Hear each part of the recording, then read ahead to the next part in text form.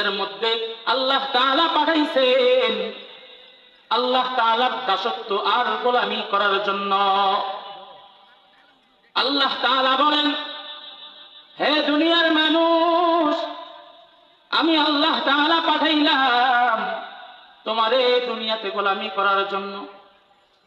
কিন্তু মুসলমান এত বেহায়া হয়ে গেছো, দুনিয়াতে নামাজের কথা বললে শরীরে আগুন লাইগা যায়, রাসূলের সুন্নাতকে অনবরত জবাই করতে থাকো।